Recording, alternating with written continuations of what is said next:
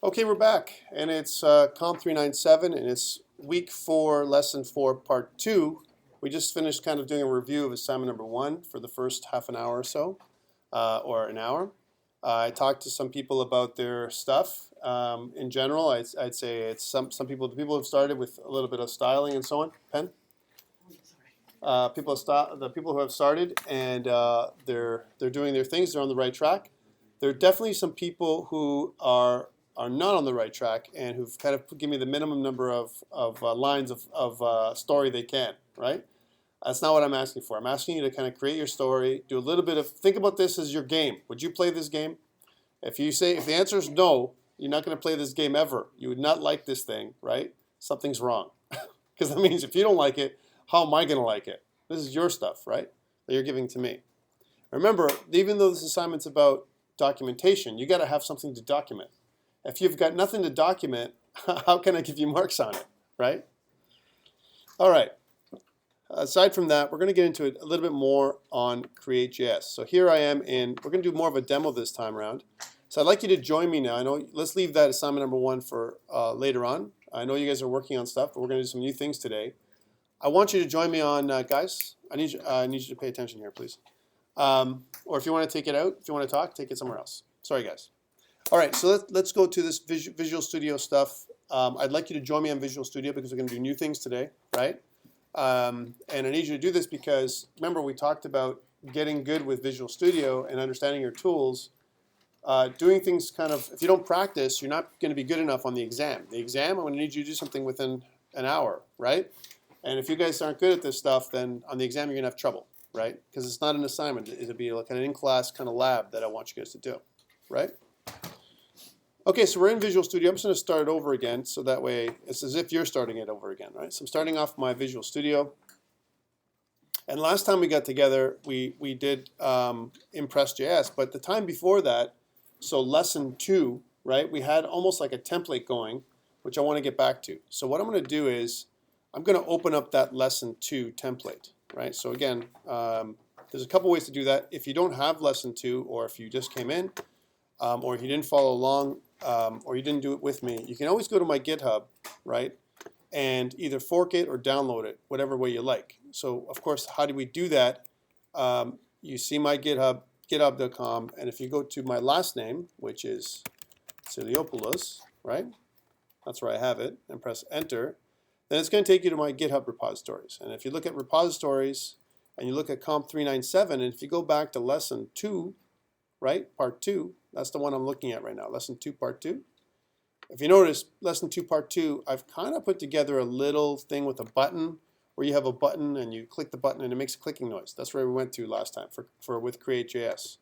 Okay, I'm going to bring up that thing. So again, you can fork it for sure if you're not, if you haven't got there, so you're on the same page as me, or if you have your own and you'd like to continue off where we left off in the last tutorial, you can certainly do that as well. But let's assume that you have a, you're with me as an example, and you've done exactly what I've done. So you've got COMP397 lesson 2, part 2 of your own, and you want to continue. Well, first of all, I'm just going to go back down here and open up that part. I have it on I have a folder again on my machine called GitHub, right? So that's where I keep all of my stuff, right? And this is where I would have, of course, COMP397 lesson 2, part 2, which is right here. So I'm going to kind of kick it off from there. So we're going to start from there.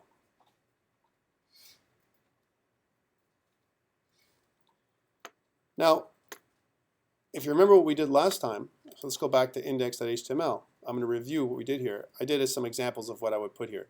And I kind of called this my boilerplate document, right? A boilerplate for CreateJS. So if I run this thing, if I debug, again, from a debugging perspective, there's 2 things you can do for debugging with Visual Studio. If you remember, just like COMP123 and Comp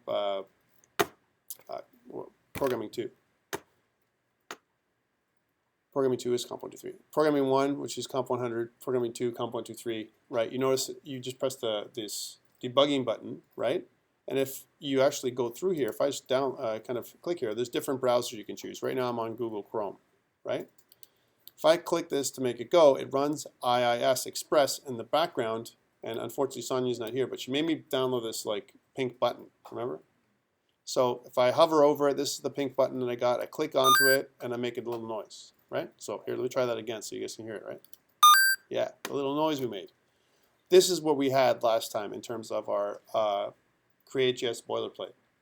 You need this for your exam. If you don't have a boilerplate for your exam, it's going to be very challenging for you to start from scratch. All right, that would be bad.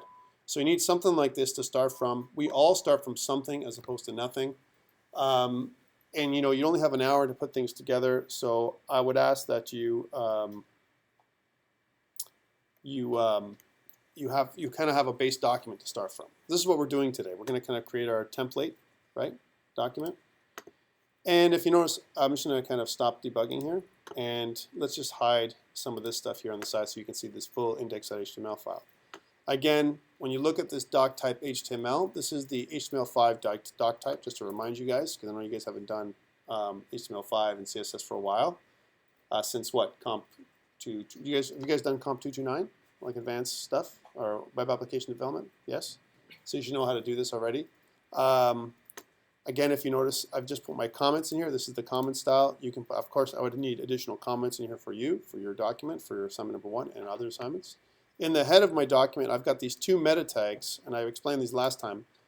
Character set UTF-8 will stop a lot of the errors we get when we do HTML5 with Canvas, right? And this viewport option here, viewport with a content of width is equal to device width and this is a scale of 1, this really kind of makes it so it's mobile friendly. Those 2 things, right? A little bit of a title. Now this title is going to change because we're going to make our own template, right? And then I have a CSS sheet, a main.css that I kind of loaded in here. And this is just for basic styling. This CSS sheet, if you remember, kind of all we did was add a dash border. It's very minimal. We had a dash border around our canvas, right? We've defined our canvas, just as a recap. Here's our canvas element, right? Our canvas element is our container where the game lives, right? And we've defined it as 320 by 480. Hey, here's a question for you. Ali, what do you think? Can you put canvases in each one of your slides if you're going to do Impress.js? Is that possible? Yes. Could you? Right? Yes. Yeah, you could. Right? You could have as many canvas elements as you like, just like any element. So theoretically, you could combine both APIs. You could have Impress.js as your slides, and you can have different games living in each of your slides if you like to. It might make for a big honking assignment, right? But you could do it, right? And in past iterations, I had a couple of, I'll say crazy, I have one crazy guy, one crazy girl, who actually made little games in each of their slides. That's a lot of slides and a lot of little games. I didn't know what to do. I can only give 100%, right, or 110, let's say, at the end of the day. But they did whatever they had to do, and they made each of their slides have their own canvas, right? So this canvas container is just a container for your game. You can have multiple canvases that you draw to, right? Okay. This section here describes our library, and we did some changes. That's why I recommend you start from where I am. I'm at the very, very minimum. You do kind of a start from where we are because we also loaded in our type definition files in our typings. Because remember, we're doing TypeScript here, right? We're doing TypeScript. So this is kind of the stuff we've added in, right? Okay. So we've got this going on, and today what I'd like to try and do is take it one step further. So I want to kind of take my template, first of all, make a template, and then I want to kind of make a simple calculator, right, in class with you. Maybe I can do something to show you what a calculator looks like, right? Add in buttons and get some, almost like some feedback from the stuff that we're typing in, right? A calculator, very, very simple, right? And we're going to make it very simple. When I say a calculator being simple, I mean super simple. Like I'm talking about like 1 + 1 kind of calculator, all right? Because once we get into complex functions, then a calculator becomes more logic than actually UI. But I want you guys to understand the UI elements when we come together to make this stuff go, right? Okay. So first things first, how do we make this into a template? Okay, so I have the document that I like, and if you notice, this is my JavaScript document. And in this particular case, it's a TypeScript document. And remember, for those people who weren't here, TypeScript converts, right, into JavaScript, kind of directly. So if I kind of pull over here, now this is my version. My version of Visual Studio allows me to do this. See how I just did that? right? Your version of Visual Studio you may have not configured it to do this, this double view here. It's okay. As long as it converts things to JavaScript, you never really have to see the end result, okay? But at the end of the day, what we have on the left, right? I'm just going to kind of make it so we can see that there's another piece there. On the left here, what we have is our JavaScript with a bit of TypeScript on it. And remember, when we're learning JavaScript, right? When we define our variable names, we use the var keyword, just as a recap, right? That's a little different than what we do in C#, right, as an example, or Java, right? In Java, there is no keyword, really, for defining our variables. However, if you try var in C#, I would challenge you to do that. It would work, right? Because this is actually originally, the original version of C# did use the var keyword, right? So it actually works. If you actually use var in C#, it would work. And means what it means is, let's declare some variable. I'm doing a variable declaration with the var keyword, right? That's what it means. I'm declaring the variable in this particular case. I'm calling it canvas, and I'm assigning it a reference to the canvas element. So going back to that discussion we had last time about each of the canvas elements being on different slides, if you wanted to go crazy, right? That would be crazy. But let's say you wanted to. You could have each canvas would have its own ID that you would create a reference for. So you'd have more than one canvas variable, or maybe an array of variables that you could use for each of the canvases. The same thing goes with stage, but now we're using this, see this colon. Now in JavaScript, in basically vanilla JavaScript is what we like to say, there is no type definition. And if I actually look at the transcompiled version of this file, here's pure JavaScript on the right-hand side, and on the left-hand side you've got your TypeScript.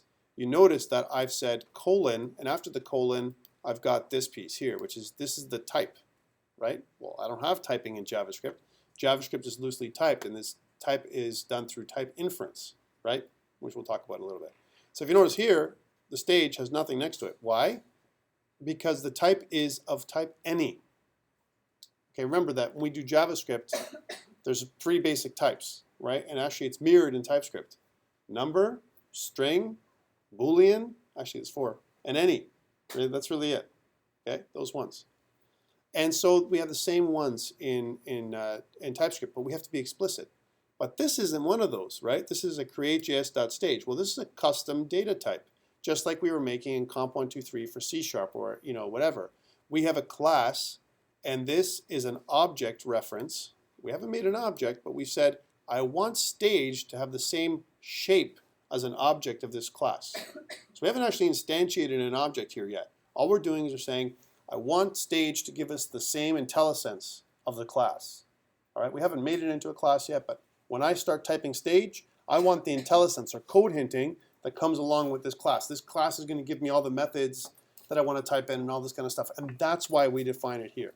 If I don't include this next to my stage, then when it comes down here inside my code and I want to do one of these, stage.enable mouse over, right? It won't give me the code hinting. I have to remember to do this. And you know what? My memory sucks, right? So, I mean, because I remember I kind of work from one program to the next, and you know what? I can't remember the syntax for everything, as will you. You will not be able to remember every piece of syntax in every language that you use, right? So that's why code hinting is super important, and it helps you with errors, especially finger typing errors, because we make mistakes, right? So to avoid mistakes, we do this, right? We kind of do a little bit of code hinting. So that's what this allows us to do. That's why we're using TypeScript. Actually, if anything, TypeScript, which is a superscript, kind of like syntactic sugar, I like to say it, on top of JavaScript to some degree, gives us tooling, code hinting, to help us code. That's what it's for. It's not there to complicate things. It's to give us superpowers, right? That's what it's supposed to be for, right? Okay, so here's stage. Assets, the same thing. We created this assets class or assets object. We haven't instantiated it yet, but we made a reference to this load queue class, which is part of the CreateJS library. And load queue, if you remember, it creates our preloader, right? That's what we're doing. Just refreshing your memory, because it's been a couple weeks, right? And then in our game variables, I kind of did a little bit of commenting here. I have a couple of objects that I'm defining here. Global objects, which are doing it in the global space. This here, if you notice all these variables that I've declared, I'm doing it out in the open up here. It's almost like they're naked, right? Whenever I look at variables out here in the open, not inside functions, it gets me nervous because it's like naked variables. That means they're available. Anyone can see them, right? They're not clothed in a function, okay? They're naked, right? That means I could see these variables across my entire code. This is good and it's bad. It's good because if I create a variable, that means I have it available for me. And the bad stuff is it might complicate things or confuse me later on, especially if I combine somebody else's library with mine, right? This is why you want to kind of keep your variables as much as possible inside the functions so to limit their scope. We'll talk about that a little bit later. Okay, so here's where I've got my, my variables and I declare them at the top. In JavaScript, just to reiterate, it's good practice. Best practice is to declare your variables at the top of your file, your function, and so on. Why?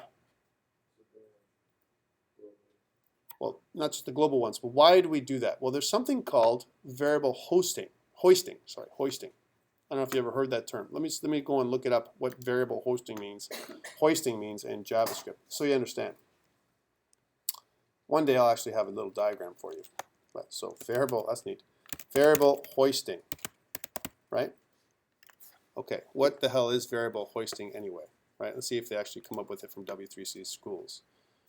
Because I think it's important. It's an important concept, and one day when my internet works, it'll come up, right? So it says JavaScript declarations are hoisted, right? What it means is if I declare them down here, right, when the interpreter comes through, because remember, JavaScript is not a compiled language, guys and girls, right? It's an interpreted language, which means the interpreter, the browser, goes through and looks at every line and goes, oh, wait a minute. This JavaScript, this variable declaration doesn't belong here. It belongs up here. And it takes your variable and it pushes it to the top. That can have really weird effects, right? Just letting you know, right? So here's an example one. Example one, x is equal to 5. You assign 5 to x, right? You know, you say my element is document.getElementById demo. This is some kind of ID. You find an element that with an ID of demo, and you've assigned it to this element, elem variable, right? And then here, elem.innerHTML. InnerHTML is the text, right? I'm assigning the innerHTML to x, which is 5. So I'm saying whatever this element is, it could be a paragraph element, and maybe it has an ID of demo. I'm taking 5 and plopping it into the paragraph. That's what this is, okay? And now I'm defining it down here, var x. I'm declaring it here, but I'm using it up here. How come? Why can this work? Because of variable hoisting. Because when I interpret it, it goes down here and says, wait a minute, this variable declaration should be up here so that when it gets rewritten and spit out to the browser, this can work. This is dangerous. That's why we try and do the work for the interpreter for it by hoisting the variables to the top ourselves. The same goes for all functions declared. If you declare functions at the bottom and use them at the top, they get pushed to the top, right, whenever they get declared. So your JavaScript code gets mixed around by the interpreter. It's not something that stays static and sits wherever you put it. It doesn't work that way. That's one thing that's a little different in JavaScript than it is in C# and other things. Actually, C# does the same kind of idea, but it does a double pass-through is what it's called, right? It goes through once, notices that stuff is in the wrong order, passes through again, and repositions everything in the compiler. And then when it assembles it in a machine language, it's in the right order.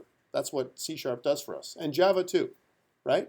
So you can have the same idea. You can have declare a function down here somewhere in your document, and then it'll put it in the right position. Way back in the day, okay, when I was a little programmer, right, that didn't happen. If you declared your function below and you tried to access it above before you declared it, you would give you a syntax error saying, what are you talking about? There is no function like this. That's how it used to work. Not so. And because of this, it causes issues. Here's an example. Here's example 2. Var x, I'm declaring x. This is the proper way to do it. X is equal to 5, assign 5 to x, right? Here's where I get my demo, my reference to this demo element, and then I take whatever's inside of x and put it in here. I'll tell you right now, both examples work identically. There's no difference between this one and this one. The way we write this one is weird, right? This is bad form, right? We want to try and get all these variable declarations up here at the top. That's best practices for syntax, okay? Here's something. JavaScript initializers are not hoisted. Okay, this is bad, right? So let's take a look and see what happens here. So JavaScript, it says only hoist declarations, not initializations. That means here I'm initializing up here, right? X is equal to 5. X is equal to 7, all right? Here's my element, so I'm declaring it first, and then I'm using it. X plus a space, Y, right? X is 5, Y is 7, so the output should be 5 plus 7. That's what it would show inside whatever this element is. Could be a paragraph, could be a, some kind of H1 tag, something, right? That's what it's doing here. Here's example 2. Here's where it goes bad, right? So var x is equal to 5, right? And then y is equal to 7 down here. Okay, the var y gets hoisted up here, but y is equal to 7 stays down here. What happens to this? Y is undefined, right? Y is undefined in this example. Why? Because here x is equal to 5, so I have a value for x, but I don't have a value for y because it hasn't been defined yet because it happens down here. So yes, I define y, it moves up here. The interpreter will move it up here, but not the initialization, not this assignment statement. This assignment, y is equal to 7, will not move. This is the inherent issue with JavaScript. When you get undefined, this is one of the reasons, right? So please don't be afraid of undefined. We have to understand JavaScript so understand how this stuff happens. This hoisting, if you will, of variables. That's really all I want to talk about. If you want to read more about hoisting, you can certainly look it up on the internet. There's all kinds of articles around it and why people hate JavaScript just because of that, right? We can avoid doing this kind of thing, right, by kind of using best practices and try and put all of our variable names here at the top first to avoid some of that stuff, especially in assignments. Assignments in general, in the same line as the variable is declared, especially if you declare it way down here, bad form, guys. Don't do that, and girls. Okay, so we've done our variable declarations, and now we're doing function declarations. Uh-oh, isn't this the same? The answer is yeah, right? Variable function declarations, like these function declarations here, are a little bit safer in that I'm saying this function, I'm declaring a function called Preload, right? And here's the function body. Functions in JavaScript are like methods in C# and in Java, right? Except in this particular case, they just are procedurally done. So this is like, there's no object orientation here. This is just, I'm declaring a method or a function and I'm calling it when I need it. So where am I calling this preload function? Well, I'm calling it in my index.html. This is where I'm waiting for this document to load, and then I'm calling my preload method first. My preload method fires or triggers first. This is the one. So this is why it's here at the top, right? Okay, let's continue. Well, hold on. Doesn't it go against what we just said, Tom? Because I said declare everything at the top, right? So the proper way to do this, if I was to be, a super stickler, right? A real, I'm going to say, when it comes to, doing things, I want to do things in the exact way, very exact. I would declare this preload function where? At the bottom. So this would be at the bottom of my code down here. This is where it should go. And then when I call the init function from my preload function, which is right here, this init function would be on top. Typically, you don't see it that way, though. Typically, you see it like this. And so I've made it like this for our example. Now, again, if you have problems and you're having problems with the way your code is working, something's not working well, it may be because when you're declaring your method or your function, the interpreter, the browser, is going through and repositioning your functions inside of your code, and it's messing with you, right? So to not mess with you, the best thing to do is to declare it first and then call it. Okay, that's enough about hoisting. Anyway, everyone clear around hoisting? The term hoisting is a very clear thing. It's a very real thing in JavaScript. In the later iterations of JavaScript, later down the line, right? They're going to have something else called let. This new keyword called let in ECMAScript 6, which should be coming out this year, which basically stops hoisting from happening. So if you want a variable declared in a certain spot, it's going to happen exactly there, right? For whatever reason. Right now, they don't have that in in JavaScript, but they do have something like that in TypeScript, which we're going to talk about later on. Okay, so here's preload, here's my init, and my init function, so my preload, what this does, this function, just to remind you guys, it loads all the assets. It kind of, first of all, in here, I'm instantiating a new object of the load queue class, which is part of the CreateJS library. It's saying, assets is now a container for all my preloaded preloaded assets. That's what it is. Why I called it assets. And then I'm also doing something like this. Well, you know what? I need to install a plugin, this CreateJS sound plugin, that basically says that assets can have sounds loaded in them as well. Right? That's what that is. People call when I'm teaching. It's just the way it goes here. And then I have this on, assets.on. Remember what assets.on, who remembers what assets.on does? You guys don't remember. It's been 2 weeks and that's it. You've got, your brain is zero, right? You don't remember? On, this on method, right, what it does is actually, it's an event handler, right? It's like saying assets.addEventListener. That's what it is. And it's basically on complete. When you get, when the complete event is triggered, I want to go to my initialization function, my init function.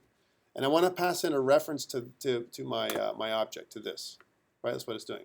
So this is saying, whenever I complete loading all my assets, now start my function, my init function. So I don't go here until I've loaded these, right?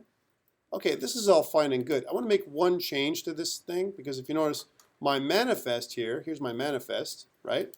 I have my pink button and it shows clicked and so on. What I'd like to do is declare a top level variable, a game variable, that holds my manifest, right? Because I think my manifest is something that I want to keep separate, like this. So I'm going to just start typing this. This is a new thing I'm typing in. So I'm saying var manifest, right, is equal to, well, you know what? I want to take this whole piece right here, right? Look in here. This array, I'm going to cut it and plop it in here, right? And press semicolon in there. And then when I call preload, I want to call my manifest. I want to kind of put that up because that makes more sense to me, right? So what is manifest anyway? Manifest is our asset manifest. It's all my assets that I'm going to load in one at a time. As an example, here's my pink button. Here's my, you know, my audio that I'm putting in here. So I want manifest to be separate, which makes sense. So manifest then is an array of objects. And if you remember, I don't know if you guys ever learned JavaScript object notation, but each of these lines here in curly braces has two properties, an ID and a source. These are the properties of this object right here called manifest. So it's a bunch of, it's almost like if I was going to create a class, a manifest class, I have two things, ID and source, right? ID and source. And then take a look at this. My ID and source for my pink button, my ID is almost like the alias or short name for my button. When I call my button, pink button, I'm calling it and I'm using this short name, pink button. But really what it refers to is this long path, right? Assets, images, pink button.ping. This ping file, PNG file. Same thing with my ID, clicked. Clicked is the short name for my sound file, which is assets audio click.wave, right? So I'm loading them in my manifest here. I'm actually, all I'm doing is I'm listing my manifest. Let me just go back. I'm listing my manifest here, right? And here I'm actually loading my manifest. So I'm taking the stuff that I've listed here and I'm using my load manifest method and loading them in here. So when this finishes loading, I have to declare this first. This is my event handler, right? Event handler finishes or triggers when assets are loaded. Finish loading, actually, when are completely loaded. Okay, I'm just putting them there so that way, actually, you know what I'll do is I'll take this and I'll put it before, just so that way you guys can see the comment on one line. There we go. So event handler, this is an event handler that triggers when all the assets are completely loaded. So it means, well, here's where the assets are loading, and when they're done, then this event handler triggers and it goes to init. It actually takes us, it calls the init method right here. This is the callback function, right here, the init method. Okay, so this, right? So this is our preloader method. So I'm going to kind of do some comments here. So preloader method, right? Or function. We'll call it function here because we're still in JavaScript. And here, right? We're initializing game objects, right? So for example, the stage, right? We make a reference, create a reference to the stage, reference to the stage, right? Here we're allowing mouse over events, right? This is what this is doing. This takes up a lot of cycles. I talked about this last time.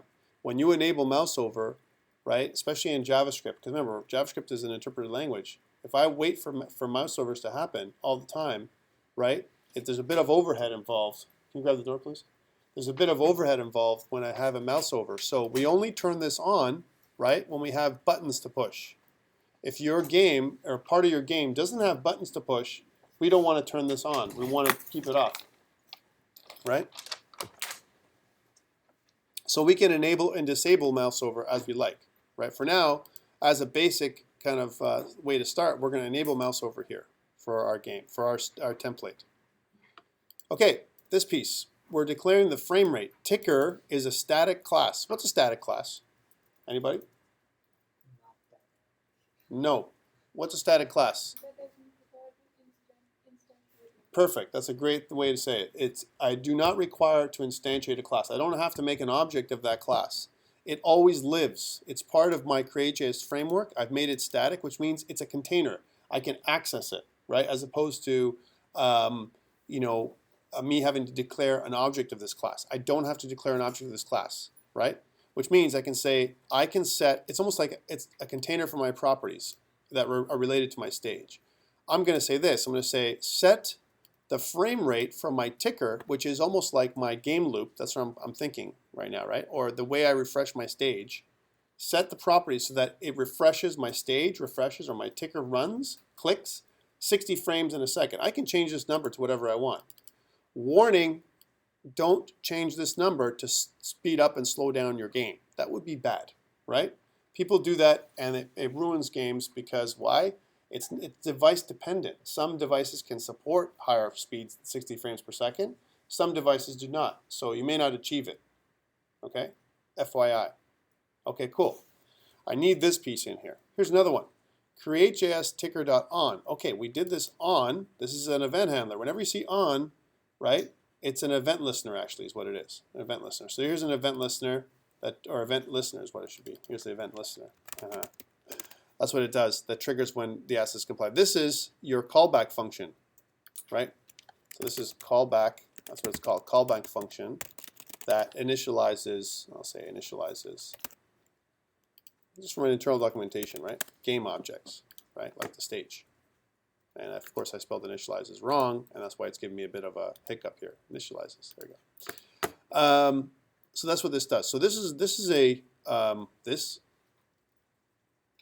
event listener here, this tick event listener, is triggered 60 times every second, right? So that means once every 16 milliseconds. How many milliseconds in a second, guys and girls? 1,000. There's 1,000 milliseconds in a second, right? So that means every 16 milliseconds, that's pretty fast, right? Something happens. It triggers this little event loop, right? So again, this is this event listener. I'll put it up here. So an event listener triggers 60 times every second. Because I created the frame rate up here, it's going to trigger at that rate. Frame rate, which is in this particular case 60 frames per second for the game. Right? Okay. So this is what it triggers. Well, it triggers the tick. This is the tick event. This is what they're called. This is the complete event, right? This is the tick event. It's part of the ticker class. The complete event is part of the asset loading class, right? That's what it is. And they've defined these custom event types, complete and tick, as part of the game framework. Okay? They don't exist everywhere else. They just exist here in our CreateJS, right? Okay. Here's our game loop. I just called it game loop. You can call it whatever you like. You can call it main. You can call it handle, whatever you want, right? This is our game loop, and it's a callback function again. So callback function, right? That creates our main game loop, right? Because what it says is every frame every 60 frames per second, right? I want you to do what? Update the stage right now. So I want to refresh the stage. I want to clear the stage and show it again. Clear the stage and show it again. And I'm going to do that 60 frames every second. Almost I'm doing a flipbook animation. I want to go from one page to the other, and I'm just keep flipping over and over again. Every frame, every 16 milliseconds, I'm flipping to the next page, that's how we create our animation effects. All right, that's our game loop. Okay, a couple of other things. I've got now this is written in a different order. I've got my pink button clicked event, I've got my pink button over event, and my pink button out event. So clicked, what happens when I click it? This is a callback function, right? Callback function.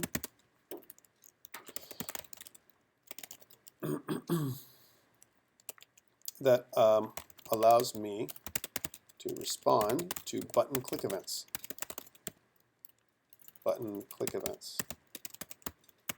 Right? Now, okay, now I'm doing the callback functions, but I haven't really defined the click of the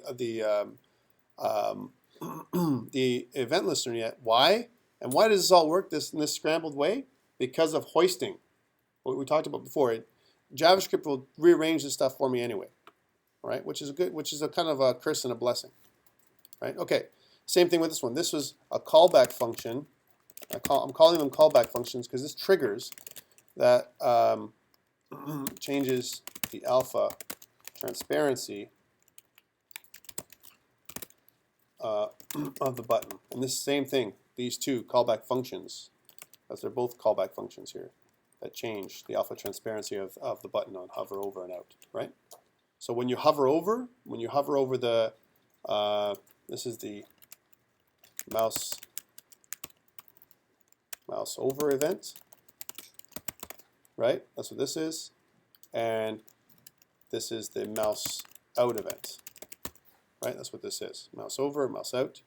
Okay, here's our main game function. Where is this called, this main thing? Well, it's called down here. So I definitely go to my game loop. This is the place where I have my game loop, right? And I call this every frame, but I also, after every frame, I also do this. And these two things happen at the same time. Why? There's two threads happening at the same time here. Every time I create a new event listener, I create almost a separate process for that event. All right? Think about it as a separate process that's running always in the background. As soon as I declare an event listener, it's running all the time. It's listening. I don't have to create a counter, right, or some kind of timer. It's timed already for us, right? So once I do an event listener, this event listener here, it's running all the time. So that means as soon as I do that, I can move on. I can move on to this. And now I'm just calling my main function. So calling main game function. That's what this is. And this is where my game starts. So I've got this stuff running in the background. I've got my event handler for my game loop running in the background. And this is what's happening in my game loop right here, right? So I've got my first thing I do is I'm printing up to console.log saying, hey, my game is running, right? The other thing I'm doing is I'm saying I'm creating a hello label. Oh wait, I'm accessing the hello label for the first time. Here we are. I declared it up here as a global variable, right?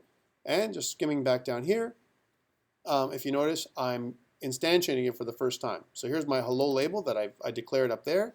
I've made it of type CreateJS.text. And what I'm doing here is I'm declaring it for the first time and saying, I'm passing a few things into it. My hello world, right? The type of font that I'm sending into it, and the color. That's what I'm sending into it. So the text, the font, the color. That's what I'm sending into it. And then I'm declaring each of my objects, my hello label is now an object of type CreateJS.text. It's inheriting from the text class that's built into CreateJS framework, right? So what I'm saying is, hey, I want to change the registration values for X and Y. The registration values, going back to what that is where the pivot point is, if you will, right? The middle point of the object. The middle point of the object is where by default? Where is it by default? The middle point of the object. Every object you declare in CreateJS. Where? Top left. Always top left. Whenever you look at an object in CreateJS, whether it's an object like a bitmap, a text file, anything that we can see, it's on the top left corner of that object. That's our pivot point, right? So I don't want to make that pivot point at the top left anymore. I want to make it in the middle. So what I'm doing is I'm using another method of the text object called getMeasuredWidth, and I'm saying take half of the width, so hello world, half of the hello world, which is probably somewhere in the middle, right?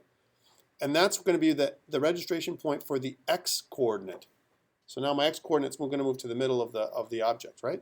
And I'm going to do the same thing for the height. I'm going to measure the height of the object, and now it's going to move down into the middle of the object, so I kind of get approximately the middle of the object.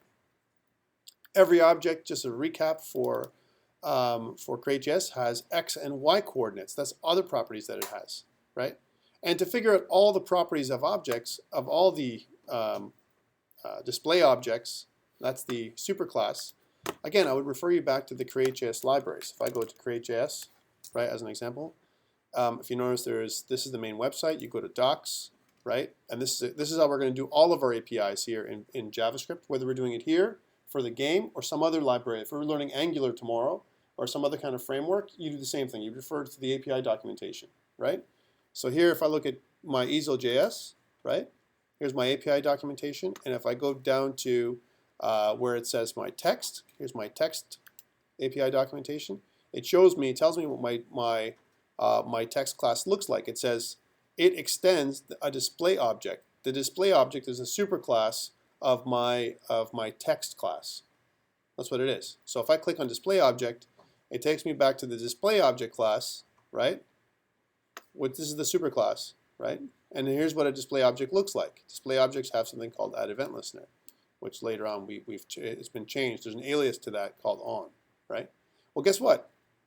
My display object class, it extends event dispatcher. Event dispatcher is the superclass of the display class. If I click on event dispatcher, here we go, right? So this is the super class of all other objects in CreateJS, the CreateJS library, right? The super class. This is from a class hierarchy perspective. This is probably near the top, right? And we have to understand that because that means every object, right? Every object in the CreateJS framework is a event dispatcher, is a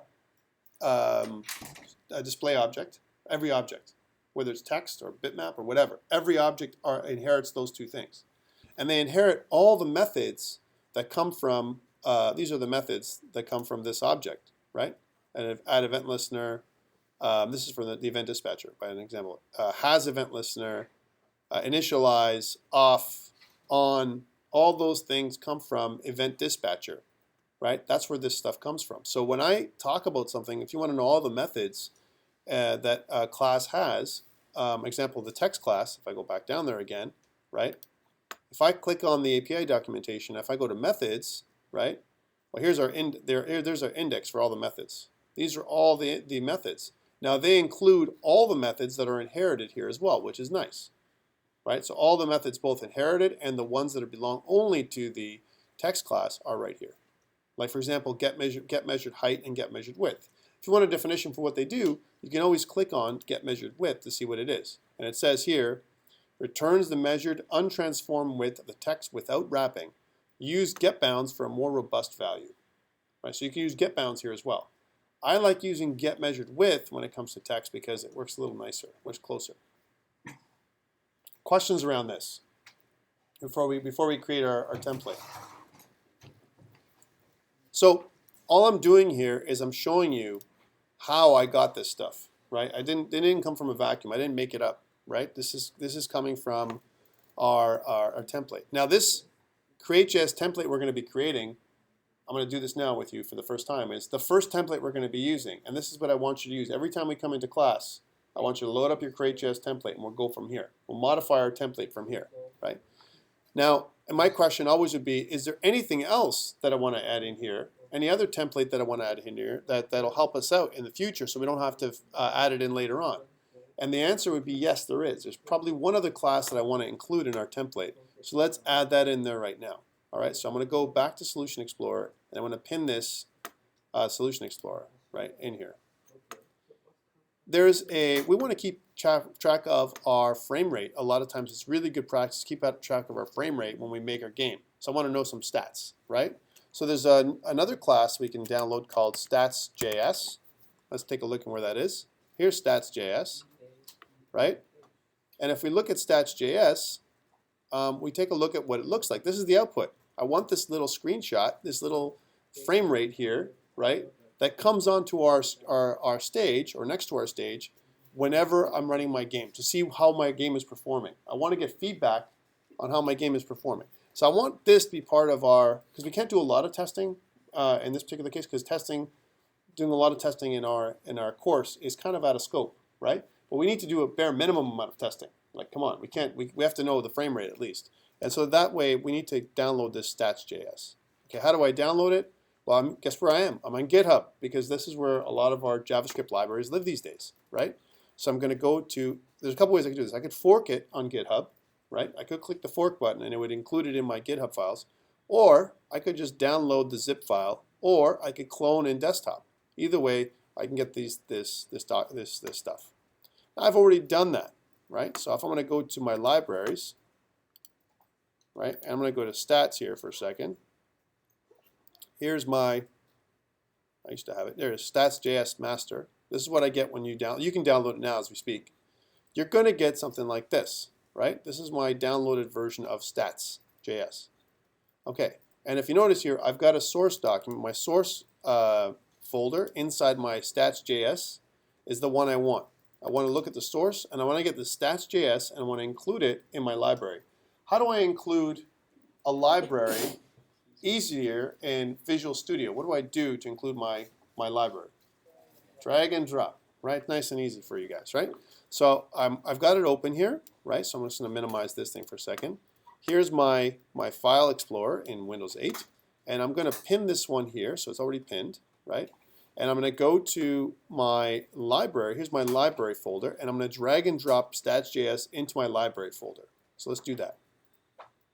Okay, here it is. So now I've got my stats.js in my library. So if I look in there, right, I should have it there. If I don't, if it doesn't work, here it is. It shouldn't be here. It should be in my library folder. Let's just drag and drop that back in there. There we go. Because that's just a library, right? It's not part of my regular game flow or whatever, right? Okay, I got a problem. It's outside. They're doing some. I got a problem. My problem is if I want to use my stats.js now inside my TypeScript file, I need a type definition library. Okay, how do I find a type definition library for my stats.js? There's two ways to do it. Who remembers how? No one remembers how. Okay.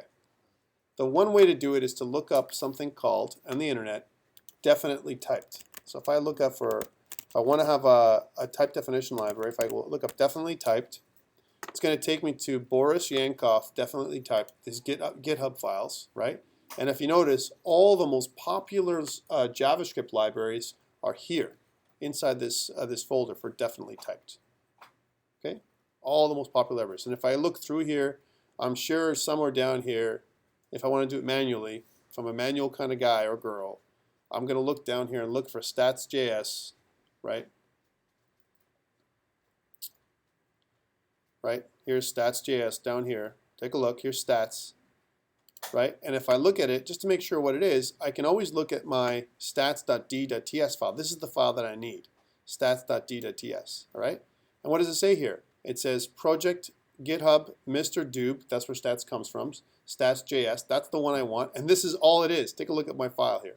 It's super simple. It's just this. So it allows me to remember things like set mode, begin, I can use these methods, and an update. These are the bare minimum, like bare bones IntelliSense that I want from my stats.js. That's what this type definition library does. It just says, hey, these are the methods that you can access in my stats.js library. Okay? That's all it does. Actually, if anything, this is a very, I would say, minimalist or poor type definition library. Okay, this is definitely one way. I could do drag and drop here.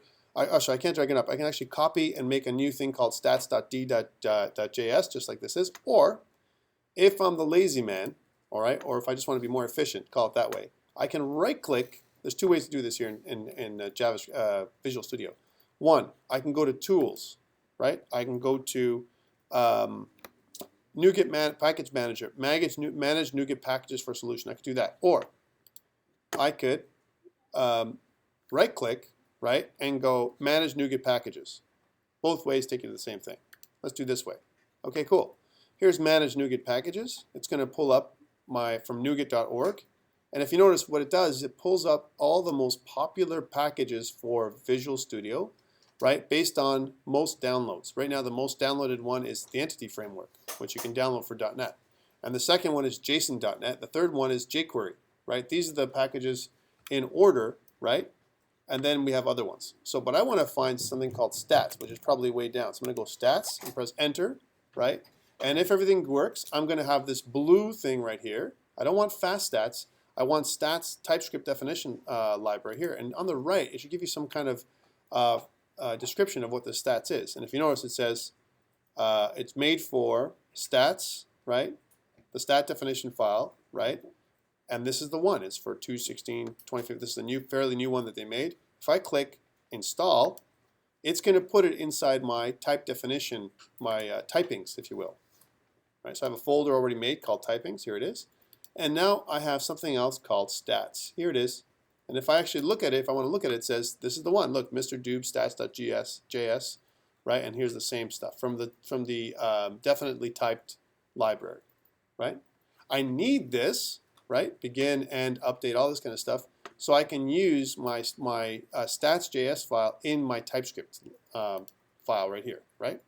Okay, now that I've got my type definition, I've got to do two things. I've got to include this, right, in a reference path to this thing. So I'm just going to drag and drop it. Now there's different ways of thinking about this.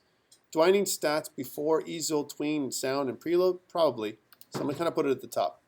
So I'm going to take this thing and just drag and drop it to the top, like this. Now I've got a reference path, right, from my stats. There it is. Okay, now I can get code hinting from my stats. Okay, cool. Now I need to know how to use this thing. How do I use stats, right? Well, let's go back to the library, right? Because the library has all the definitions that you need, right? So I'm going to go back to stats.js, right? Here's the GitHub repository for it. And if you notice down here, it gives you an example of what the usage is like. I need to define my stats is a new stat. This is I need to define an object called stats, right? I need to set mode. 0 is FPS and 1 is in milliseconds. I don't want milliseconds. I want frames per second displayed, right? So set mode has got to be 0. That's the thing I got to do. I'm also going to use my DOM element style position to absolute and all this kind of stuff. So I need to almost have a setup stats function that I call, right, one time. So to set up my stats so that they're visible on my page, separate and apart from everything else. And I got to do this probably before I call my main function, right? Okay, that's what I probably got to do. So this is the first thing. So let's go back. I'm just going to kind of zip back here and do it. So first of all, I need to make my stats a global variable because it's something that I'm going to be using in my game, right? I'm probably going to do it under canvas or stage or somewhere. I could put it under manifest or under assets. I'm probably going to put it under my stage. So I'm going to call this var stats. And I'm going to make this of type capital S stats, right? Because that should be available to me now because I have my type definition library defined up here, right? All I'm doing here is I'm getting code hinting for my statistics. Okay, cool. That's the first thing I need to do. Second thing, somewhere down here, probably before main, right? I'm going to set up my stats. So set up statistics, right? Object. And the way we do that is we're going to call a new method called setupStats, right? Which, of course, what happens in it doesn't exist, right? Now here's where hoisting comes in. I'm going to put it before my game loop. So here's my game loop. So I'm going to call it right here, right? How do I call it? There's two ways to create a function, right? I could do something like this: var, right? Setup stats. This is the one way. Setup stats is equal to anonymous function, right? With this, like that's one way of declaring a function, which is natural for some people. They see this and they're like, "Whoa, Tom, what is this? What do you mean by here?" Well, what I'm saying is this is my alias, and I'm making an anonymous function, but I'm using this name setup stats as the name from this function. A little bit awkward. The other way to do it, of course, would be like this: function, right? Setup stats, right? And then the curly braces is the function code block, if you will. Okay, this is where I do all my work in here. So I got to set up my stats. So I say stats just like the example, is equal to new stats. This new stat object. Let's go back to our documentation. That's the first thing I need to do. So var stats is equal to new stats. The next one is set mode to 0 because I want frames per second. Okay, so I need to use the set mode method of the stats object. So now stats dot, and take a look. These are all the ones I get now that are part of, this is the code hinting I want, and I only can get that if I use TypeScript. I don't get this in JavaScript at all. There's no code hinting for JavaScript libraries, right? Okay, cool. So now I'm going to use set mode, right? And I want to set mode to 0, right? So set to FPS, so frames per second. Right, that's the first thing I want to do. Okay, so next one. So I got my stats are set up. And now what the next piece is I've got to define what my alignment is. And this is okay. I can probably just copy and paste this whole piece right here. So I'm going to do that. I'm just going to take one of these things like this, right? Set align top left. We're going to change it to bottom right. And we're going to talk about this. Here we are, right? So I'm going to kind of copy here. Is this identical? Oops. Let's try that again. So I'm going to copy this piece here, copy, right, instead of typing it manually. And I'm going to kind of put it in here. This is what it's going to look like.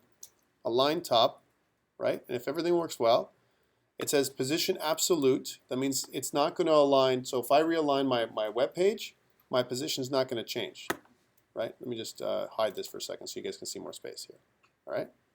So this is going to be aligned. The stats are going to overlay on top of my canvas this way. I don't want this to happen. But for now, let's leave it. Just test it out this way.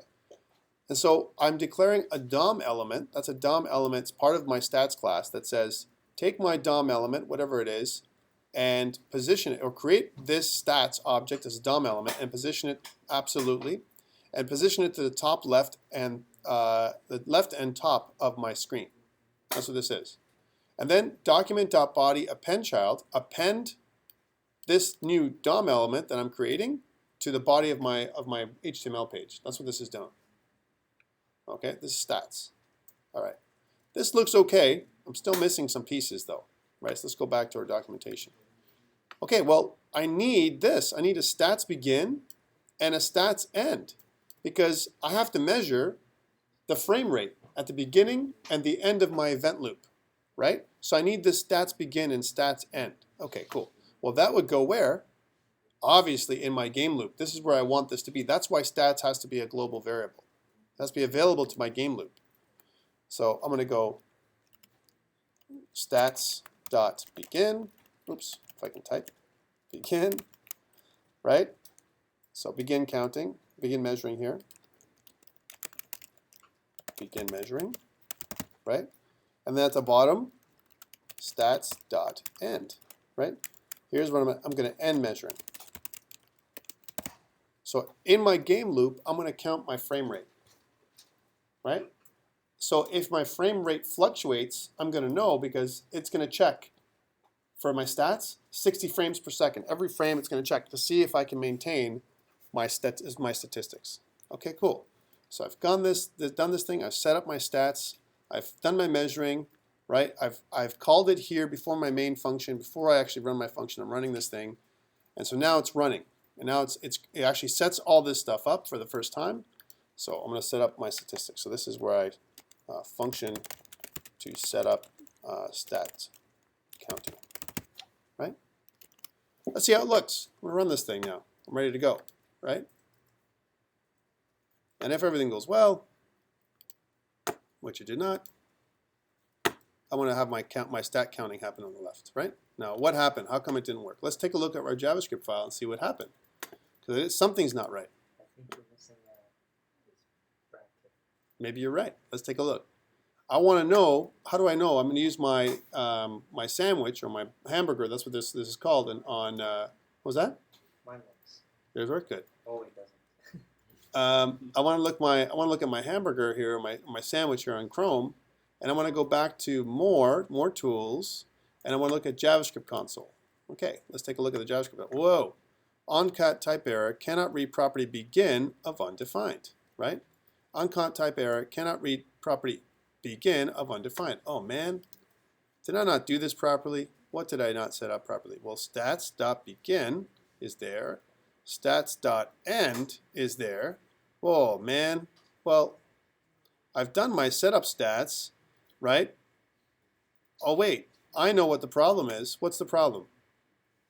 Hoisting is the problem, right? Where should I do my setup stats? That's the question for you guys, right? My game ticker is running, right? And this callback is running before I call this, right? Remember, assignment methods, right? They don't get hoisted. Only variable declarations get hoisted, right? I'm not declaring it here. I'm using it, which means this has got to run before something else happens. So I've got to do it somewhere up here. Like, for example, before I set up my frame rate here, right? There's a couple ways to do this. Some people would like to do this here in the preload method. So it's kind of set up way up here.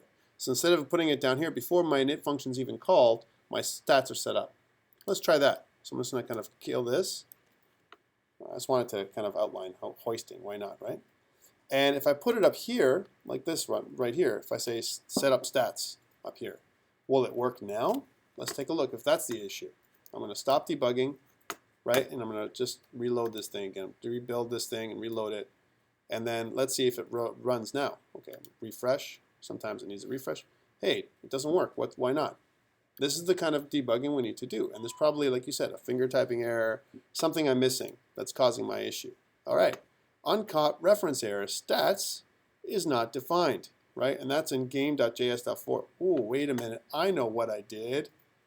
What am I trying to do here, guys? This is bad.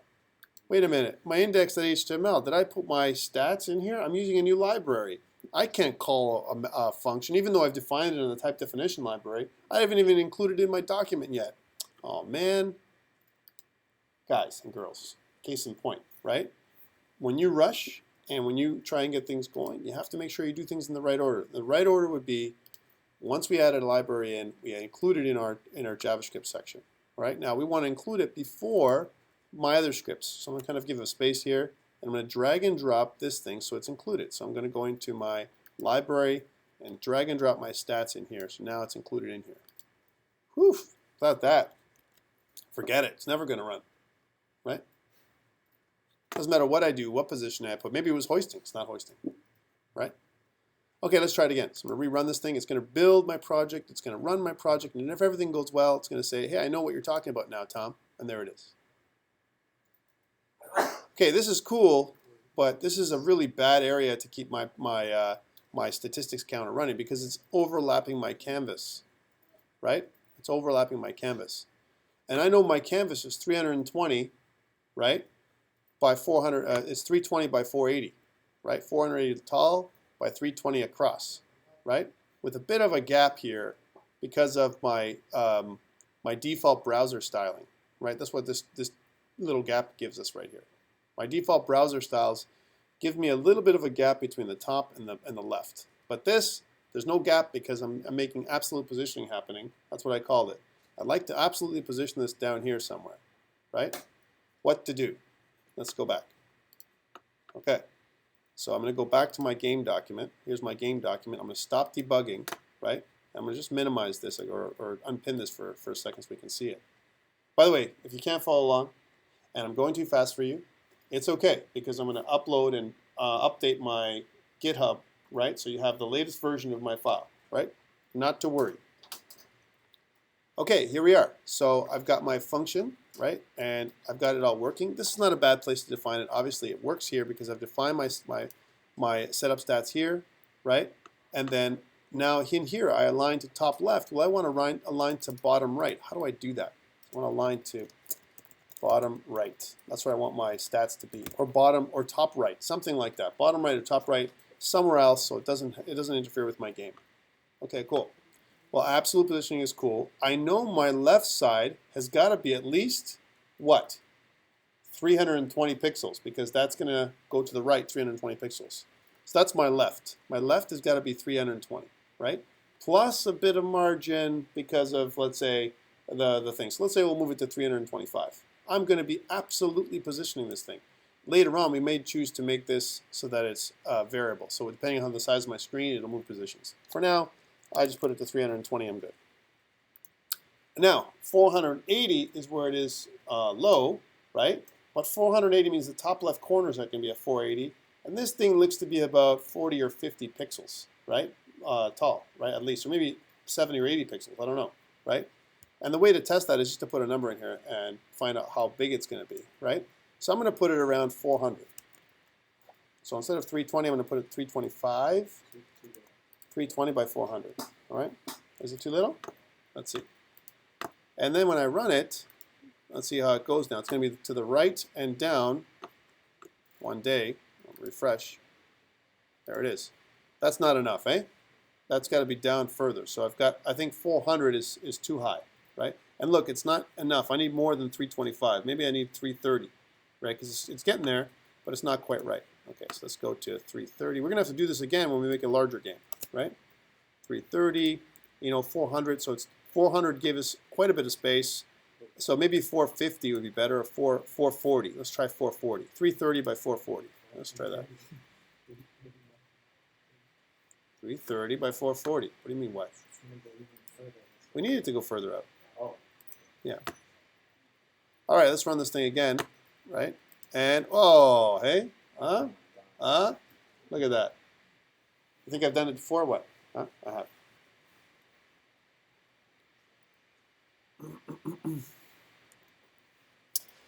What's that thing?